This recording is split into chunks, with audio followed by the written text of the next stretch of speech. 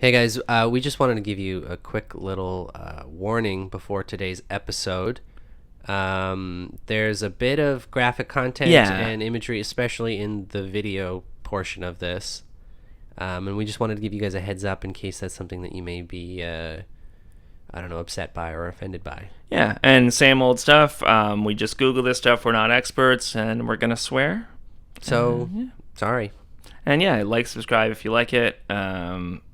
Don't if you don't. Tell your friends if you do like it, and don't otherwise. And if you don't like it, tell your friends. Yeah.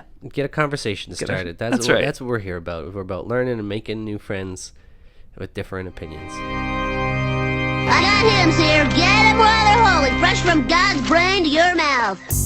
He's God here in this radio station. Smite me! Almighty smiter! The Bible is black and white. I have such doubts. Get out of here, devil! I'm a god. I'm not the god. I don't think. And you will know my name is the Lord! We're on a mission from God. Hey everybody, and welcome to Believe It or Not. How you guys doing today? It's me, Damien. And it's me, Trevor. And we're back again for another episode. We're back again. Okay, so Damien, when you were a kid, did you have Freshie or did you have Kool-Aid? We had both. Oh, really? I actually really liked Freshie, and you can't find it anymore. No, you can't. I don't think it exists anymore. No, I don't think so. My mom used to love that stuff, so we would have both, but I think I like Freshie more. Yeah, we had Freshie more often, but yeah, I think I miss it. Did you ever have Flavor-Aid? Flavor-Aid. What was that? I think it was just another one of those. Might have been an American version. I never had Flavor-Aid. It could have just been like one of those store brand ones. Could have been, yeah. No, I never had that. We even called it Freshie before we'd call it Kool-Aid, but oh yeah? Yeah, but here we are. There's an expression nowadays, don't drink the Kool-Aid. We talked a bit about our Jesus for Relocation episode. But it goes back to a man named Jim Jones. So let's talk about Jimmy Jones today. Jim Jones. And the Kool-Aid drinkers. And the Kool-Aid drinkers. What do you know about Jim Jones? I've heard the expression, don't drink the Kool-Aid. What was that about? My understanding was it when they drank the poison Kool-Aid? Yeah. And they all died? Cyanide. Well, it was Flavor-Aid. It was grape flavored. It was Flavor-Aid. Yeah, it was grape flavored Flavor-Aid, and it was the cyanide. But I think there was some footage of him with Kool-Aid beforehand, so the two kind of, because they did a kind of a tour of Jonestown, showing everybody how great they were living, and there was a part where he opened up a box to show all how many supplies they had, and the Kool-Aid was right on the top, and that became kind of a ominous thing later on. And then Kool-Aid jumped on that and were like, we want that association with our product. Yeah, it was like the Reese's Pieces with the E.T. thing. They're like, oh yeah, we got this. But yeah, let's talk about who Jim Jones was. What started this whole thing?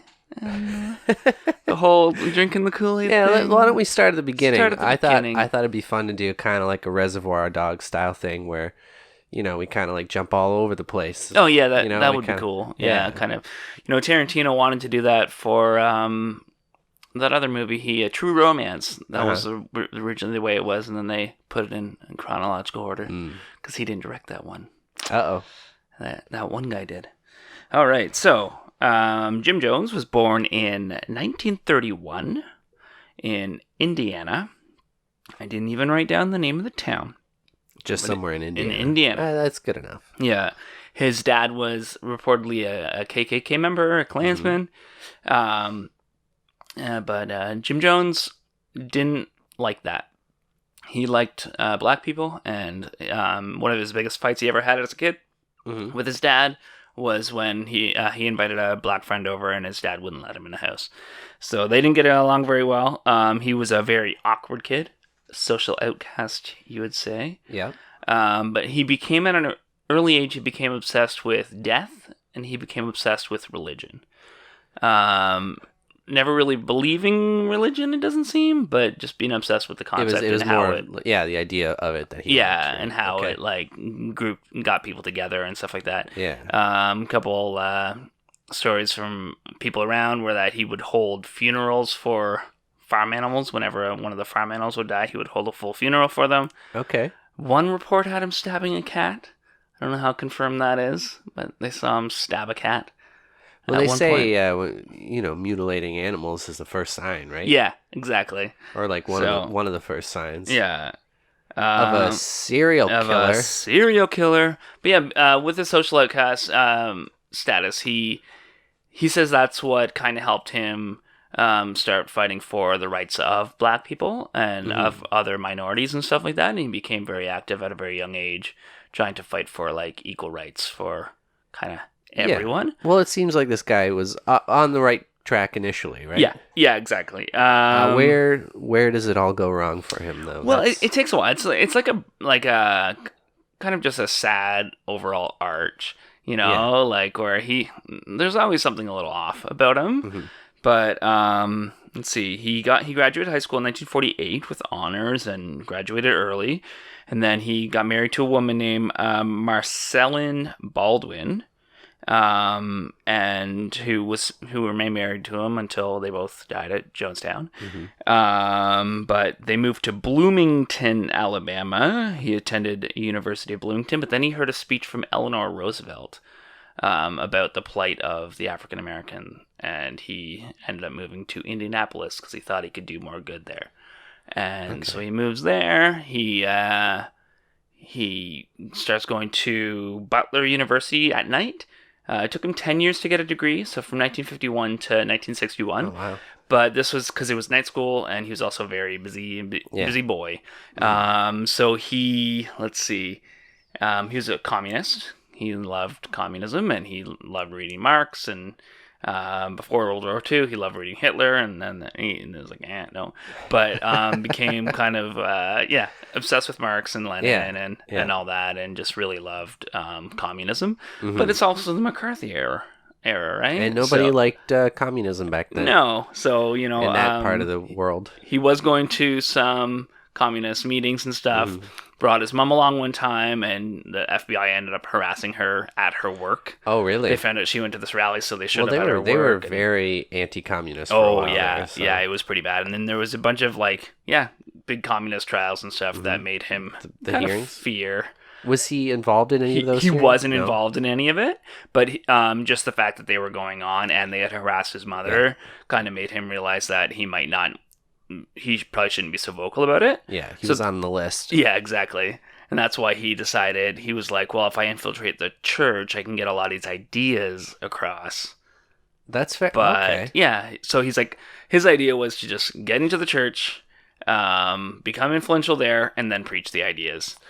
Yeah. So the church was just a vehicle for his communist ideas. Yeah, exactly. Okay. Yeah. Okay. Well, it's nice. It's refreshing to hear someone where it's a little more bluntly stated. Yeah, exactly. Yeah. Rather than it being a little more ambiguous with some of these other people we've talked about. But he ran into some issues at first because it's the early 50s. So how is he going to get a job at a church where he can also integrate, have black and white people? So he was originally hired, without going to seminary or anything. He was hired as an associate pastor at a Methodist church because he gained a friendship with somebody who worked at the denomination. So that guy got him in. And then, he quit shortly thereafter because they wouldn't let black people attend the church, and he couldn't stand behind that. But then, a couple years later, he went to a rally at a Seventh-day Adventist church with a faith healer. And he realized that they were getting a lot of money. So he hosted his own crusade and hired a faith healer to come in and got tons of money. So just kind of like a DIY churching it kind of thing. Yeah, and then raised up a bunch of money and started his own church. I guess if you can't cut it in the working man's church, make your own, right? Yeah, exactly. So in what year was it? So that was in 1956. He saw the healing service. It was I think in the next year or the year after that he had his own rally. And then he opened the People's Temple Christian Church Full Gospel was the name of it. And then he eventually just became the People's Temple. Yeah, so that church grew pretty quickly. He became, kind of a local in Indianapolis, kind of a known pastor, and eventually he was named by the mayor to be the director of the Human Rights Council, and so he was very active there, very active with the NAACP, kind of a really outspoken person to the point where the mayor kind of rejected appointing him because he wasn't subtle about anything. He was really in everybody's face. Yeah. People graffitied his church and stuff, and people graffitied other areas, and he was always outspoken against that. Some reports say that I think most people would be outspoken about people defacing your property, right? Exactly. Some people will say he may have also done some own stunts against their church, pretending to be outsiders to create more controversy. So but he that's might have kind faked of it? Okay. Yeah, that's kind of up in the air though, whether he did that. After the church was gone for a while though, him and his wife adopted a number of kids. I think they had one kid of their own, and then they adopted a bunch of kids from different ethnicities and stuff like that to create what he called his rainbow family, and eventually he called his church his rainbow family. So like there is extended rainbow family, and then his immediate family is his rainbow family. Okay. So yeah. So overall, like it just seemed like he was trying to do good. Yeah, but just not going about it in the best way, maybe. Yeah. Or I don't know if you could say not the best way, because he seemed to be doing what he could. Yeah, he seemed to be smart about it. Like, he seemed to be a smart guy. I think part of it was probably just circumstance. Yeah. And the timing. Yeah. And then if it seems to be this devolving into something worse, you got to wonder if there was maybe some mental illness too. Yeah. That would contribute to his later descent. Yeah, exactly. Into the dark. 1961, he moved to Brazil. Primarily because he thought it would be the safest place if there was a nuclear. Did I say 51? 61. He moved to Brazil because he thought it'd be the safest place if there was a nuclear war. Why would Brazil be the safest place? He just figured it was like out of the range of like all the superpowers and stuff. So if they blew up each other, that'd be the safe place to be. So his plan was to move down there with his family, and he was going to start his own church. Yeah. But language barrier, things like that. He didn't have the same charisma, trying to get it translated into another language, and just had trouble building a church. So eventually in 63, he heard that his church back home was struggling, so moved back. He went back. Yeah, he went back. I'll deal with the nuclear thing. Yeah. But then he told the church that by July 15th, 1967, the world would be engulfed in nuclear war, and the safest place they had to be was Northern California. Wait. Yeah. So it changed from Brazil to California. Why would that be safe? Yeah, I don't know. Like, was it just like kind of convenient, and that's kind of where he wanted to live now? I guess so. Yeah, it just doesn't seem like. I guess maybe if you're bombing, like Los Angeles, no, you're way out of. You're still gonna get if you're bombing Washington, maybe he just figured they would just bomb Washington and New York, so that'd be the furthest away in America. But still, it doesn't really make sense. So we ended up in a small town called Redview, California, but then throughout the 70s, the early 70s, it just grew, and he ended up in having a bunch of churches around California because I guess he was popular enough. Yeah, he was able to kind of spread the love. Yeah, he spread the love all over. The rainbow family. His rainbow family. Yeah, and then he ended up in San Francisco where he kind of became most known, most notorious. Still, though, a lot of support from local politicians, and I heard something about a conversation with Harvey Milk, although he was not really pro-LGBT. Which is funny with all the rest of the stuff. You think that would be something he'd include too, but I mean, he had enough going for him. It's true, right? But there were rumors that he had slept with some of the men in his congregation and stuff as well as some of the women. That could have been part of why he was vocally against it as well. Yeah, and any of the sexual allegations and stuff throughout this whole time was very he would say that he was it was more to cure them of their sexual sins. So how does having sex with someone cure them of their sexual sins? Yeah, that doesn't make any sense. Yeah, it's it'll cure that is cancer. Is he having sex with them so badly that they'll be like, well, I'm never doing that again? That was disgusting. Yeah. But that's something to be proud of, Jim. Well, hey, if it works. If it works, true. Yeah, you're doing the Lord's work. Yeah, I think that's what the Lord intended. Yeah, exactly. Yeah. Yeah, it's like, it's weird with some of these guys, the gymnastics they go through to convince people that what they're doing is right when he's strictly telling them there's no sex outside of marriage allowed, and then he's like sleeping around with people in the congregation.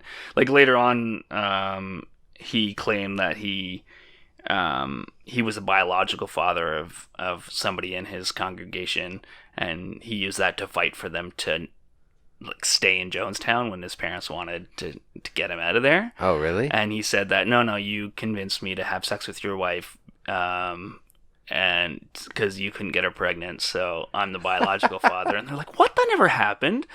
So that's crazy. Yeah. Yeah, but so in the 70s, though, in the early 70s, he started like being a little more open with his congregation about his motives. Yeah. So that's when he started actually talking about communism stuff. I think it kind of died down, like some of the fear around it and stuff. Yeah, it was still there, but it was like he worded it a little differently, and he started criticizing the Bible a lot, and he said that it was just a tool to keep the white man kind of in charge, and that it was oppressive to women and to minorities. Yep. He even wrote a book condemning the Bible and condemning the King James Version of the Bible as a terrible book. I think it was called The Letter Killeth was the name of the book he wrote, just denouncing the Bible. And he also denounced Christianity as a flyaway religion, which I'm not sure what that means, but... flyaway religion. Maybe it's like, oh, everything's going to be okay in heaven, so we don't have to worry about doing anything here.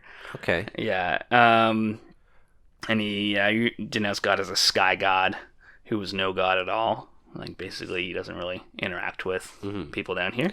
Yeah. Yeah. And then eventually he told his congregation that he was the reincarnation of Gandhi, Father Divine. When did Gandhi die? I don't know, the 60s?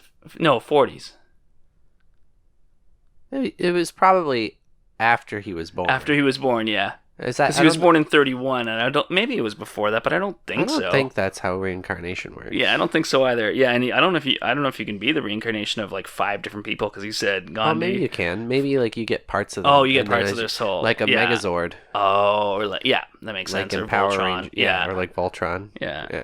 Yeah, Father Divine, Jesus, Buddha, and Vladimir Lenin. That's a weird mix. Yeah, it is a weird mix. Yeah. I'm a bit of a mutt when it comes to the divine. Yeah.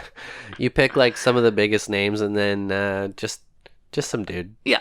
Who was big in his way. Yeah. But kind of not. He should have thrown like Elvis, and Elvis was still alive at the time, or like some rock star in there too, to be like, yeah. I guess there weren't a lot of rock stars, but. Wait, when did he say this? 77, but there weren't a lot of dead rock stars. Okay, there weren't a lot of dead rock stars, but there were rock stars. Oh yeah, there were rock stars for sure. Yeah. Okay. Yeah, just to be clear. Just to be clear, in 1977 there were a lot of rock stars. Well, in the 70s, I guess. 74 is when he bought the property in Guyana, in South America, and that's what it would eventually become, Jonestown. At the time, he called it the People's Temple Agricultural Project.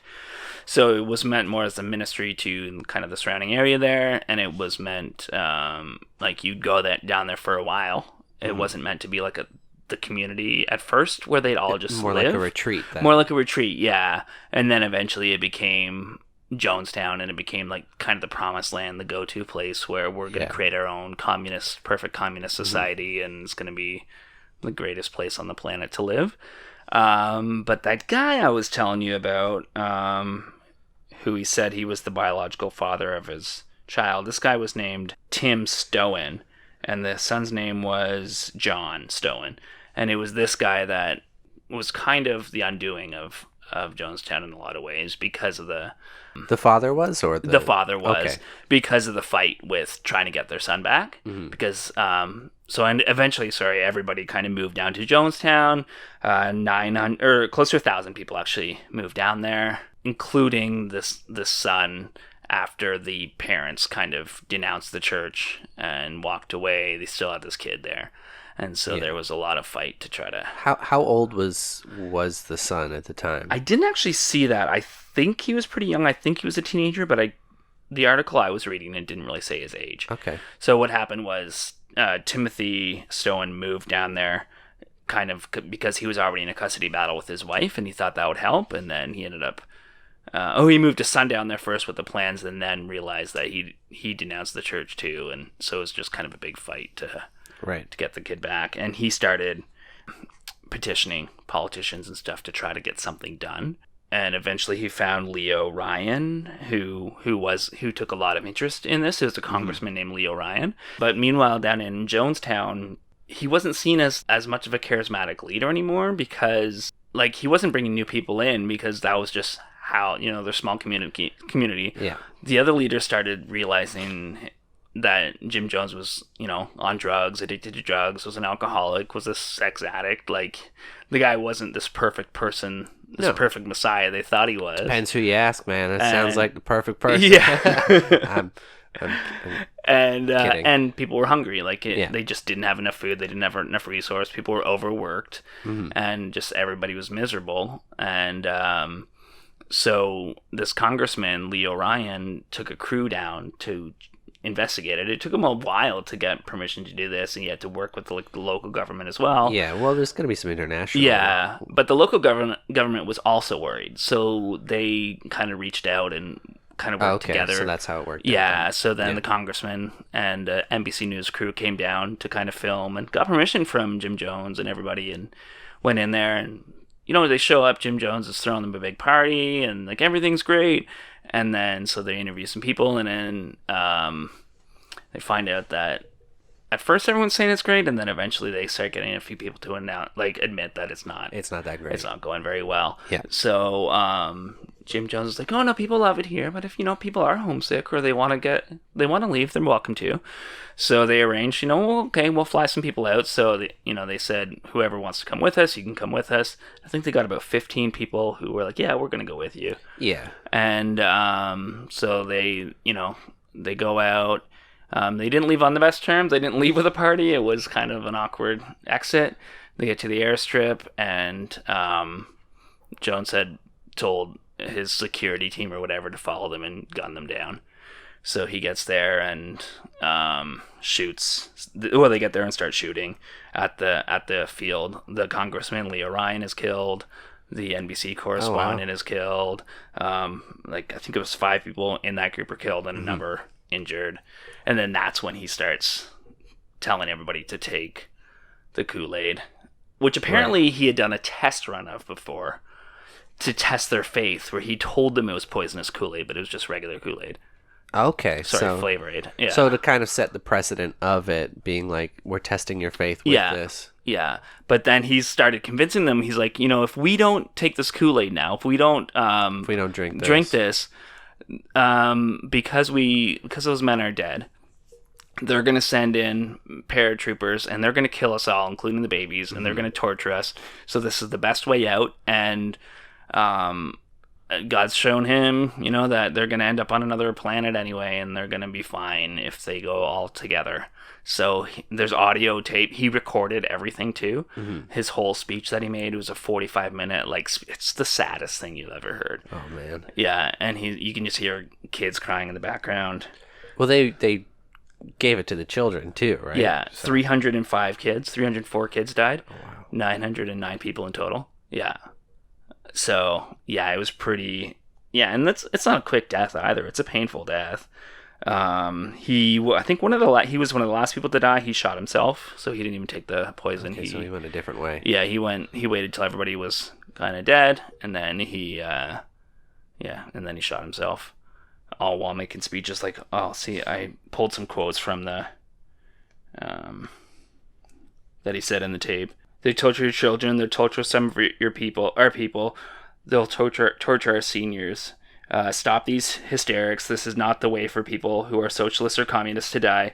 No way for us to die. We must die with dignity. Don't be afraid to die. Death is just a stepping over into another plane.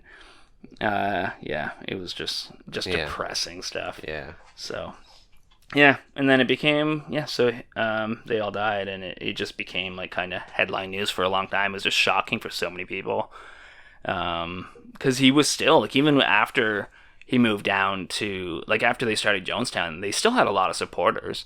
There was still, like, rumors of dissent and rumors of him not being a great person started, and there were people kind of saying, no, there's something not right here, but there was still a lot of people that supported them, and That always kind of seems to be the case with these things, while there's still a lot of dissonance for it, or just people not into it. You're always going to find at least a few people who are kind of on board. Yeah. There's something that was appealing about it initially that even with all the bad stuff, it's still appealing to them. Yeah, exactly.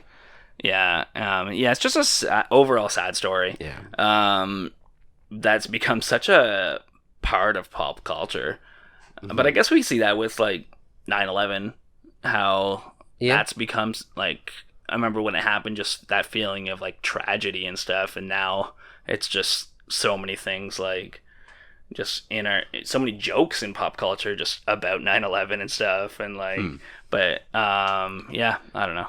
Well, I mean, I don't know if they relate. What do they say? Comedy is tragedy plus time, right? Yeah. So. Yeah. Or what Chaplin said, life is tragedy in the close-up, comedy in the long shot, or something like that, where it's like, kind of, as you zoom out, it becomes comedy, I guess. But no, it's just a rough story. A couple of his sons survived. Jim Jones Jr. Is an African-American man. JJJ, who I would have changed my name if my name was Jim Jones Jr., or at least dropped the Jr. and, like, no relation. But he kept it. I mean, I could understand the desire to, but at the same time, I could also see why he wouldn't change it too. Yeah. I don't know what his necessarily relation was. It was pretty good. Like, the only reason he wasn't there was because he was on went into town, like one of the major towns, to try to get more people to kind of come along, because he didn't see this coming either. And one of his other sons was out doing something too, and had no idea this was happening. And saw an interview with that guy. I can't remember which son it was, but he was talking about, he's like, I don't know, like, the interview, like, he had a press conference when he got back to America. They're asking him questions. He's like, I don't know, I still, in my heart, I still believe in what we were doing. I'm just so lost right now, so confused about what to do next. How do you kind of put the two things together? Like, how do you make them work with what you thought you believed? Yeah, exactly. Yeah, so that's pretty much what I have about Jim Jones. Oh, wow. Well, that's a sad one today. Yeah, and I don't have a Christian rock lyric. That's okay, Trev, because I have a Slayer lyric for you. Great. All right. I don't think you like it. Well, why not? I like this new generation of music. This is from a song called Jesus Saves. Okay. All right. You go to the church, you kiss the cross, you will be saved at any cost. You have your own reality, Christianity. You spend your life just kissing ass, a trait that's grown as time has passed. You think the world will end today. You praise the Lord, it's all you say. Jesus saves, listen to you pray. You think you'll see the pearly gates when death takes you away. Yeah. I think part of me thinks Jim Jones would have liked that song. Well, the funny thing is, but he also thought the world was going to end, so it's like as satanic as Slayer may be, the lead singer and bass player, he's Catholic. Yeah. I know, like, half the band, like Kerry King, is, like, very atheist, like, militantly so. Yeah. You know that Penn and Teller, way different genre of entertainment. Yeah. But Penn and Teller, they used to have a third person, but he was very religious, and so it was very hard for them to kind of do any of their, like, debunking of spirituality and stuff. Yes, because they do that. Yeah. And Penn's book, God No. Yeah. Yeah, we'll plug that one right now. Yeah. Have you read that yet? I've flipped through it. I've read a couple things. I think I lent it to you like 3 years ago now. Yeah, I think it was. Yeah, definitely long before we lived together. Yeah. Great. Well, thanks everyone for listening, and I hope you enjoy your 2 weeks without us. Yeah. Sorry to leave you on the bummer note, but hey, you know what? When we're talking about belief, man, sometimes it gets sad. Oh, maybe I'll just end on a joke that I'll end on a joke that my 5-year-old nephew told me when I was home last week. Let's hear it. The chicken crossed the road and he got smushed by a car, but he was okay. All right. My 5-year-old nephew made that up. Okay, have a good one. Bye. Bye. Work, Sky Moon.